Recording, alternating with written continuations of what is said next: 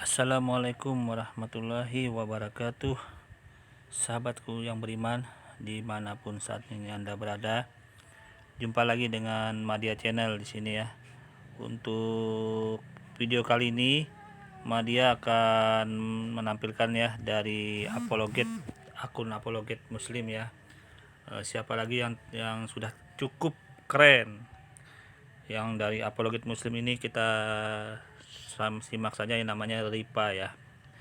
Ustazah Rifa atau Ibu Rifa yang sangat manis ya saudara-saudaraku. Kita langsung saja ya menyimak dari diskusi yang santun ini. Kita bisa menyimak hasilnya nanti berpulang kepada kita bagaimana suatu ajaran itu. Oke, langsung saja. Go. Bernama Yesus itu dianggap sebagai seorang utusan. Kalau perbedaan dengan Kristen adalah tidak percayanya kepada baginda Rasulullah Muhammad SAW, tapi justru mengukuhkan ketuhanan Yesus di dalam Al-Quran. Ini satu logika lucu bagi kami. Yang kedua, bahasa kalimat apa yang namanya Bapak baca tadi, Bapak membaca terjemahannya dan itu pun sudah salah membacanya. Sementara Al-Quran bukan terjemahan. Al-Quran itu, ya saya sudah berkali-kali menjelaskan Pak, masalah kalimatullah, masalah kalimatuhu. Di dalam Islam Pak, kami membaca Al-Quran itu menggunakan kaidah. Jangankan membaca menerjemahkannya, sedangkan membaca istilahnya membaca panjang pendeknya aja kami punya kaidah harus sesuai dengan kaidah yang Pak Dabi. Saya masukkan dulu teman-teman yang lain. Bentar ya. Oke. Sebentar. Oke, Bang Farhan selamat datang. Bentar Pak Zaki, ini ada dulu sebentar. Oke. Nah, jadi Pak Johan, artinya gini, kalau kita mau membahas Al-Quran, saya akan kasihkan waktu khusus buat Bapak nanti. Tapi kalau misalnya kalimatullah itu Pak, tidak ada istilah kalimatullah itu adalah Allah itu sendiri dalam pemahaman berbahasa Arab. Karena kalau begitu, Saifullah, Rasulullah, emangnya ketika dikatakan Rasulullah, apakah Allah itu Rasul? Kan tidak begitu itu simpelnya. Bukan terjemahan yang salah, Bapak yang memahaminya salah. Kan Bapak sudah membacanya aja, Bapak salah-salah barusan. Coba terjemahannya Bapak baca betul-betul. Sebelum saya ke teman-teman yang lain nih. Kalau komplit saya lupa, tapi ya, intinya dari itu. Isa putra Maryam, ya, utusan Allah, ya, utusan Allah, dan firman-Nya dan Roh Allah. Coba aja dibaca. Di mana itu? Coba. Jadi gini ya Pak ya. Firman itu bukan bahasa Arab Pak. Pak, firman itu bukan. Iya, oke. Nanti ini udah ada Bang Rahman Raja dengan Bang Farhan nih. Sebelumnya begini ya, Bapak, saya sendiri, kami umat Islam tuh tidak memaknai dari terjemahan, tetapi kami merujuk kepada ulama kami yang memahami kaidah berbahasa Arab satu dulu. Jadi kalau Bapak bilang kalimatullah adalah Allah, maka Bapak mengatakan Rasulullah berarti Tuhan adalah Rasul. Itu loh Pak, itu hal yang simpel. Baik, saya sapa dulu nih teman-teman yang baru masuk. Ya, firman itu bahasa mana Pak? Firman itu bukan bahasa Arab loh Pak. Firman itu bahasa Persia Pak. Artinya itu dekret, keputusan. Sebelum sampai ke surat itu kita bahas, saya mau mengkerucutkan kembali ke Matius 7:16 tentang peringatan dari Yesus Nabi palsu. Selamat. Assalamualaikum Bang Rahman Raja. Assalamualaikum Bang Farhan. Waalaikumsalam warahmatullahi wabarakatuh. Oke, karena Bang Rahman Raja yang masuk duluan nih. Silakan Bang Rahman Raja memberi tanggapan, kemudian dilanjutkan sama Bang Farhan sebelum ke Pak Johan dan Pak Ferry. Silakan. Ini topiknya apa nih, Uni? Jadi topiknya gini, saya mengangkat sebenarnya ini dalil yang sudah biasa kita dengarkan selama ini, tapi kalau dipahami maknanya ini luar biasa. Matius 7:16, dari buahnya lah kamu mengenali. Penyesat yang dimaksud Yesus adalah orang-orang yang akan menyesatkan. Nah, lalu di ayat selanjutnya, bagaimana mungkin pohon yang baik menghasilkan buah yang tidak baik, lalu pohon yang tidak baik menghasilkan buah yang baik? Kita tahu ya, kalau saya membandingkan dua rasul, dua tokoh, dua utusan yang mengaku sebagai utusan, yaitu Nabi Muhammad dengan Paulus. Paulus kita tahu dia kan seorang penjahat, sementara Rasulullah itu terkenal sebagai Al-Amin. Bahkan Bani Quraisy pun, orang yang membenci beliau pun mengakui bahwa beliau adalah orang yang jujur. Nah, silakan Bang Rahman Raja, lalu kembali ke Bang Farhan setelah itu. Makasih. Ya, jadi pohon yang tidak baik, buahnya tidak baik. Sebab apa? Ketika pohon yang tidak baik, dia akan mengatakan dan sumur itu sama. Jadi sebelumnya saya lanjut, saya tanggapi Pak Johan tadi dengan mengatakan kalimatullah. Ini saya kasih analogi yang paling ringan yang mudah dimengerti. Ketika kita bertanya, sumur di mana? Orang akan menunjukkan itu sumur. Di dalam sumur ada apa? Yang jelas pasti ada air. Ketika air itu belum terpisah dari sumur, kita akan mengatakan sumur. Sumbernya sumur. Tetapi ketika air itu diangkat dari sumur lalu kita pisahkan, dapatkah kita masih bisa menyebut sumur? Selalu kalian beranalogi bahwa pada mulanya adalah firman-firman itu bersama-sama dengan Allah, dan firman itu adalah Allah. Nah, maka pertama-tama adalah air itu bersama-sama sumur, dan air adalah sumur. Ketika air itu dipisahkan dari sumur, mungkin kalau orang Indonesia mengatakan air itu adalah sumur, itu orang gila. Dan mungkin kalau kita berpikir secara logis, kita mengatakan firman itu adalah Tuhan itu sendiri, itu orang gila juga. Karena firman itu yang dikeluarkan Allah melalui lisannya atau kalimatnya yang seperti tadi diucap oleh Pak Johan tadi. Di dalam Alkitab mengatakan bahwa firman itu tidak pernah menjadi Allah, tetapi firman itu menjadi pesuruh. Allah berkata, segala firman yang keluar dari mulutku, dia tidak akan kembali dengan sia-sia, dia akan melaksanakan apa yang aku suruhkan kepadanya. Oleh sebab itu, sinkron dengan apa yang dikatakan Yesus. Pengakuan Yesus ini mutlak loh. Engkau harus mengenal Allah satu-satunya dan mengenal Yesus Kristus yang telah dia utus. Simpulkan dengan ayat Al-Quran dengan yang tadi Bapak kutip tadi. Di situ disebut Isa itu siapa? Dia Rasulullah atau Allah? Coba Pak Jojo. Yang mana? Isa itu disebut Allah atau Rasulullah atau utusan Allah? Kalau dari surat itu, saya membaca intinya itu Isa utusan Allah, alhamdulillah, dan firman-Nya alhamdulillah, Allah. alhamdulillah. Berarti firman-Nya. Nah, jadi kalau firman ialah pesuruh. Ketika Allah berfirman, maka jadilah Isa. Oleh sebab itu dicontohkan bahwa penciptaan Isa itu ya seperti penciptaan Adam. Jadi ketika Anda mencari ketuhanan Isa di dalam Al-Quran, itu sama saja Anda membantai ketuhanan Isa. Sampai kapanpun tidak akan pernah Anda ketemu titik terang tentang ketuhanan Isa di dalam Al-Quran. Tidak cuma utusannya, lanjutannya dibaca dalam surat QS 4172. Coba dibaca kelanjutannya. Ya, apa bunyinya? Bunyinya intinya itu di situ dijelaskan, Isa putra Maryam adalah utusan Allah dan firman-Nya dan rohnya. Ya. Artinya? Sekarang begini, Allah bisa menjadi firman. Pemahamannya gimana? Ya sekarang begini, saya tanya untuk Anda. Dalam surat Al-Quran itu ada, pemahamannya gimana? Kalau Isa itu utusan Allah, jadi begini, firman-Nya dan rohnya, pemahamannya gimana? Nah, saya tanya aja. Pemahaman. Saya tidak debat pemahamannya siapa? Mas ini, lupa saya. Mas Nandar ya, siapa? Ya. Nah, pemahaman ayat itu gimana? Bang Raja. Rahman Pemahaman.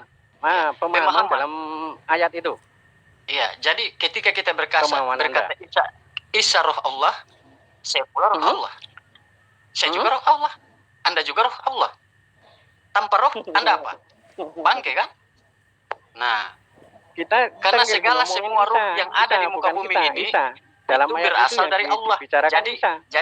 Jadi kita harus pahami baik-baik. Makanya kita katakan ketika pohon itu yang baik akan menghasilkan buah yang baik. Ketika pohon yang tidak baik, dia akan menghasilkan buah yang tidak baik dari alam pikirannya sendiri. Begitu loh. Itu. Nek saya pemahamannya gini. Dalam surat itu ya. Dalam surat itu, Isa itu rohnya Allah. Kalau roh kita ini diberi roh oleh Allah. Tapi kalau Isa itu rohnya Allah. Oke, kalau saya sekarang membaca begini. Di surat itu. Ya. Anda percaya Al-Quran kan? Iya, Anda percaya Al-Quran kan? Bukan percaya, itu untuk perbandingan. Untuk sekarang begini. Kepada sekarang Anda begini. Tentang sabar. Ya, sabar. Santai, ketika roh, monggo. Bisakah menurut logika Anda roh Allah yang dihembuskan oleh Jibril? Kalau Anda mengutip Al-Quran tentang Isa harus mengutip semua. Bisa nggak? Ya, Jibril menghembuskan roh Allah. Silakan. Jibril mengembuskan roh Allah. Nah, karena kehamilan Maryam, ya, itu diperantarakan oleh Jibril yang meniupkan, hembuskan roh Allah ke dalam rahim Lah iya. Maria. Nah, sebentar, barusan bilang apa? Jibril gimana? Ayo, barusan Bahwa kami telah ngomong apa? menghembuskan, karena perantara kehamilan Maria itu kan melalui perantara Jibril, Maryam. Jibril kan perantara, toh? Iya. Kata perantara itu berarti dia sebagai perantara, bukan sebagai penghembus roh. Terus? Situ sendiri yang ngomong. Kalau Jibril itu sebagai perantara. Ya, terus ketika roh Allah yang diperantarakan Jibril, ya, sampai ke Maria, apakah menurut Anda masuk di akal bahwa itu adalah mutlak Allah itu sendiri, roh Allah itu sendiri? Percaya? Itu mutlak Allah. Allah mau menghembuskan gimana? Melalui perantara siapa? Ya.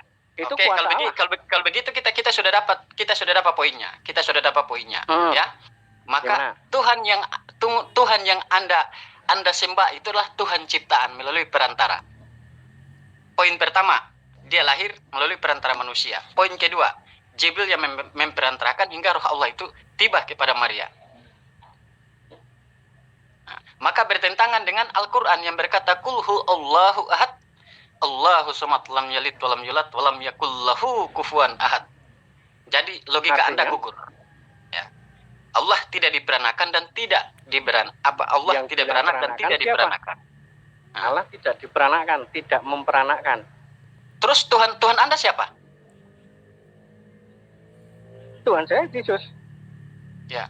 Yesus datang sendiri atau diperanakan? Tidak diperanakan. Jadi salah pengertian atau berarti apa? Isa bin Maryam itu cuma mitos ya menurut Anda? Yesus bukan anak Maria itu mitos nyata. Ya? Bukan Isa. Isa itu bahasa di Al-Quran. Karena sebenarnya itu Yesus bahasa Al-Quran. Ya. Terus kenapa Anda cari di Al-Quran tentang Isa kalau Anda mengatakan Isa itu bukan Yesus dan Isa itu bahasa Al-Quran? Saya bilang tadi yang dibahas kan Isa. Apa, Mak? Yang dari buahnya. Kalau itu Oke. Saya untuk pemahaman situ. Kalau silakan di closing dulu Pak Johan, apa yang ingin disampaikan? Gitu loh, maksudnya.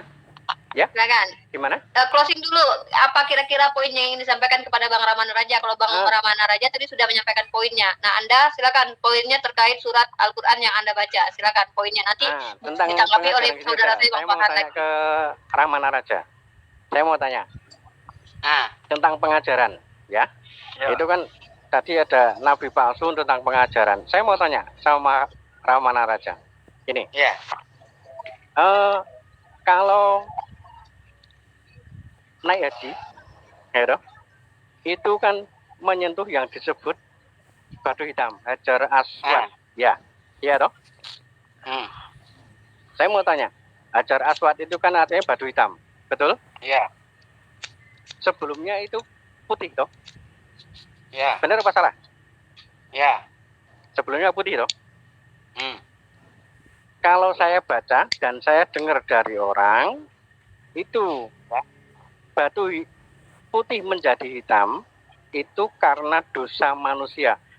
Pertanyaan saya, dosa apa itu? Ya dosa mencuri dan dosa lain-lain. Ya dosa perilaku buruk manusia. Mau dosa apa lagi? Jadi dosa itu bisa membuat batu hitam. Terus poinnya apa, Pak? Poinnya apa kira-kira? Poinnya apa yang mau disampaikan? Poinnya yaitu Hajar Aswad itu sudah punya dosa, tapi dijadikan apa? Dijadikan apa, Pak? Arti dalam pengertiannya itu disentuh, dicium, kalau tidak salah. Iya. Iya. Terus? Dari situ kan pengajarannya beda. Tidak masuk Iya. akal. Di mana bedanya? Terus Bagi salahnya saya di mana? tidak masuk akal. Oke, sekarang begini Pak, saya mau tanya, kuat mana dosa dengan Tuhan? Apa? Kuat mana dosa dengan Tuhan? Kuat mana? Dosa dengan Tuhan. Dosa dengan Tuhan, kuat mana? Ya Iya. kuat Tuhan toh. Kuat Tuhan. Iya toh. Iya. Tetapi Tuhan pernah matikan dosa.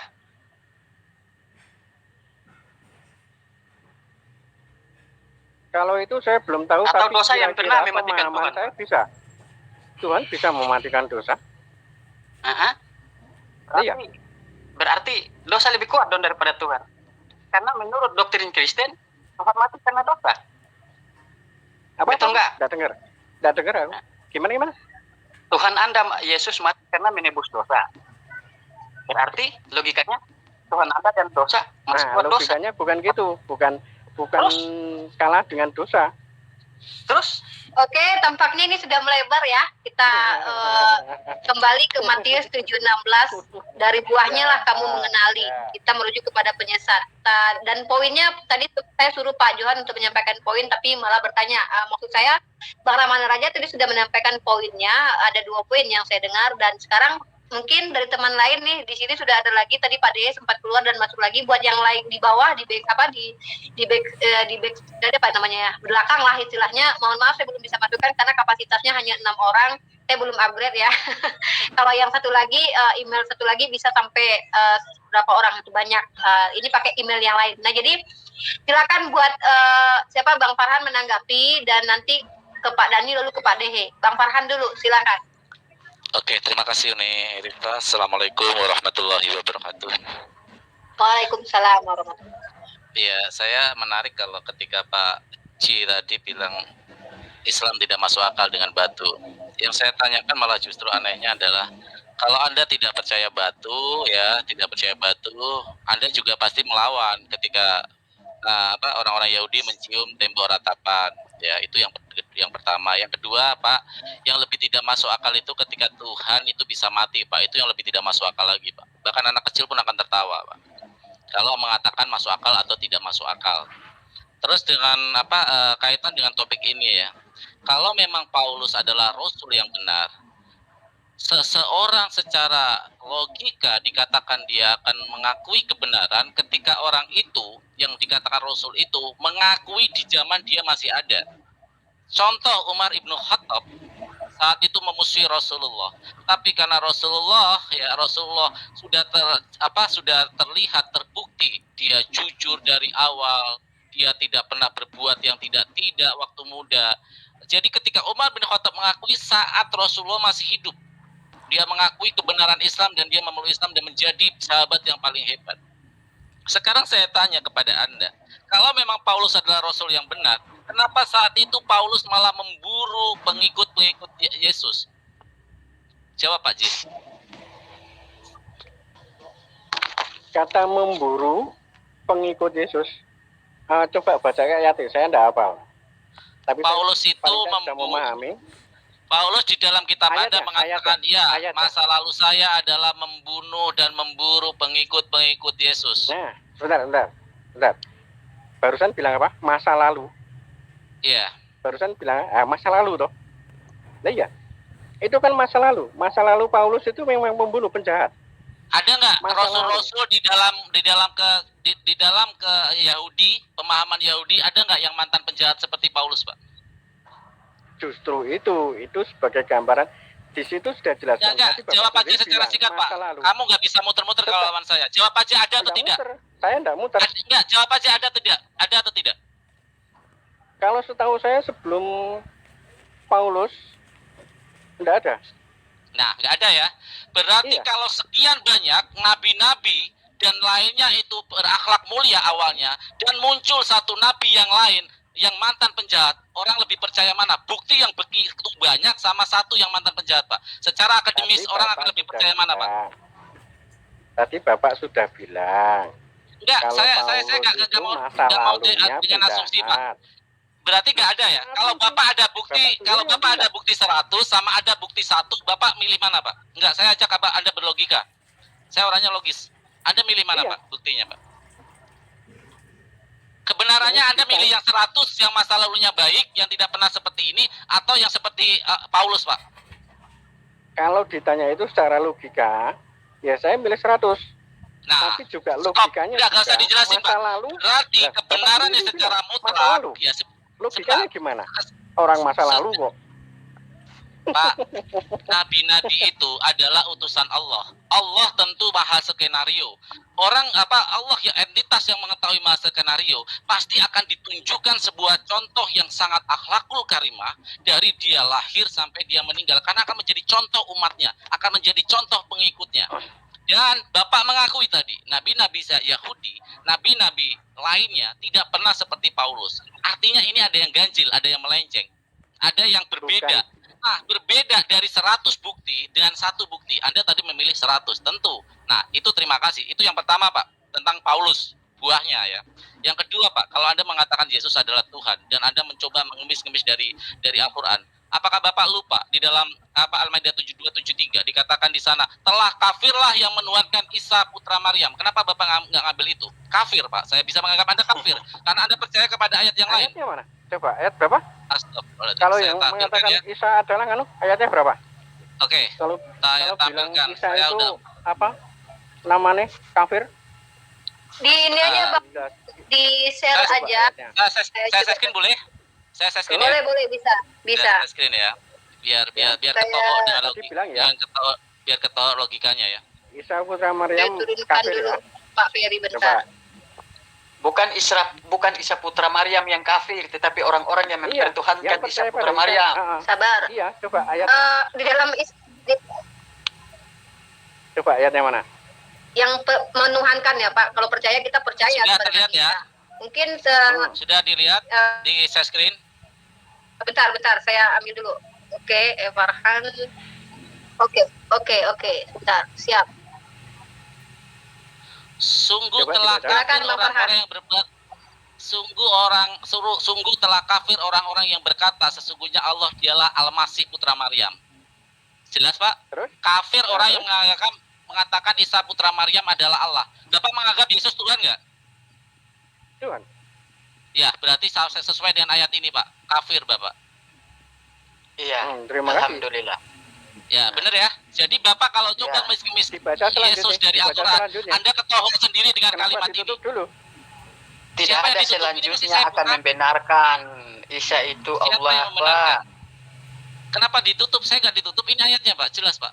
Anda mengambil saya yang kata nurunin. Yesus. Apa? Saya enggak. Saya yang nurunin, sorry. Saya, Oh, maksudnya kan gini. Kan sudah jelas setelah kafirlah Pak Johan kan minta mana ayatnya bahwa yang mengatakan bahwa dikatakan kafir orang yang mengatakan Isa putra Maryam itu adalah Tuhan. Sudah ada ayatnya. Poinnya sudah jelas kalau telah kafir orang yang menuhankan Isa, maka Bapak mau cari nungging sampai ke langit pun nyari ayat di Al-Qur'an pembenaran bahwa Isa Tuhan pun nggak ada. Kami tidak pernah bingung bahwa Isa itu adalah rasul dan utusan. Nah, oke. Poinnya Bang Farhan silakan lanjutkan. Oke, Nanti saya kita lanjut ya. lanjutkan lagi. Jadi gini, kalau buah sesuatu sebentar Ferry. Tahan Pak Saya- Ferry, saya sebentar Pak Ferry, selesaikan dulu poin dari Bang Jadi, Farhan dan Pak Johan, nanti kembali kepada Anda dan Pak Dani.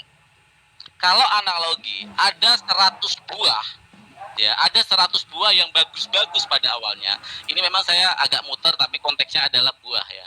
100 buah, buahnya bagus-bagus, tiba-tiba muncul buah yang berbeda dari buah-buah yang lain. Apakah layak buah itu dipanen? Itu saya ajak logika karena diskusi saya selalu logis ya. Jadi ketika ada satu pohon ini memberikan 100 buah, tapi ada satu buah yang lain yang berbeda ya dari buah yang lain, itu layak nggak dipanen? Tentu tidak kalau kita orang yang berpikir sehat. Itu yang pertama tentang buah itu.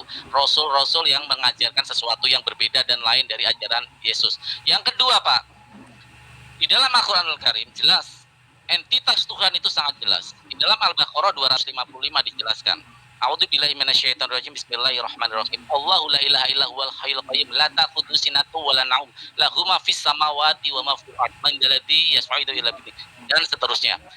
Akulah Allah, sembahlah aku. Akulah pencipta alam semesta ini. Akulah yang menjaganya, tidak mengantuk dan tidak tidur. Ada subjek, Allah, ada predikat. Ada predikatnya, yaitu sebagai Tuhan. Ada objeknya, penciptaan alam semesta. Ada keterangannya, yaitu yang menjaga alam semesta, tidak mengantuk dan tidak tidur. Saya kasih satu tantangan kepada Anda yang belum pernah bisa dijelaskan oleh debater-debater Kristen. Tunjukkan saya satu ayat yang memenuhi kaidah-kaidah dalam bahasa Indonesia, karena tetap Anda diajarkan bahasa Indonesia, subjek, predikat, objek, keterangan dalam satu ayat yang menyatakan akulah Yesus Tuhanmu sebagai subjek, akulah Tuhanmu sebagai predikat, yang menciptakan alam semesta ini sebagai objek dan menjaga alam semesta ini dan memasukkan kalian ke surga, karena Anda selalu yakin Yesus